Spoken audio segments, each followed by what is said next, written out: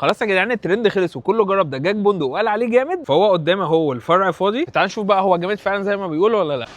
بصوا انا ما طلبتش حاجات كتير عشان ما يبانش اللي احنا بنصور. لما يجهز الاوردر هقول لكم. وجهز الاوردر يا جدعان، مستحيل دول يكونوا قطعتين. احنا مدينا نص فرخه يا عم، نص فرخه ده حمامه كامله. وعندك هنا ورك برده ورك، لا يعني ده لو الحجم الطبيعي. انا هنا الساندوتش الوجبه دي بيجي معاها بطاطس مع 2 عيش من ريتش بيك مع 3 كاتشب. تعال نشوف بقى ايه نضافه الفراخ من القلب. هي سخنه مولعه. تصدق جامد.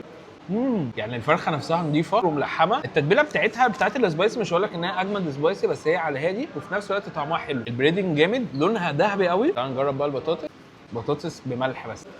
اوبا. تعال نخش على الساندوتش ده يا جدعان. الساندوتش اسمه تشيكن مشروم، سعره 150 جنيه. ده اغرب بوكس ساندوتش اشوفه. ماشي. لا الاحجام هنا بجد يا جدعان مش طبيعيه. العيش حجمه محترم قوي. اوبا هو مليان مشروم، في صوص جبنه، صدر حجمه حلو. لا انا مش فاجئ. بصوا انا الصراحه مش حاسس بطعم المشروم قوي، بس حاسس بطعم صوص المشروم. صوص المشروم حلو، بس هو اللي عاجبني في الساندوتش ده هي قطعه الفراخ. بص القطعه ملحمه ازاي. صراحه يعني تجربه جديده بالنسبه لي ومفاجاه. انا اول مره اجرب بندق، بس كاوفر اول تجربه تاخد 9 من 10. لا حلو عجبني بجد.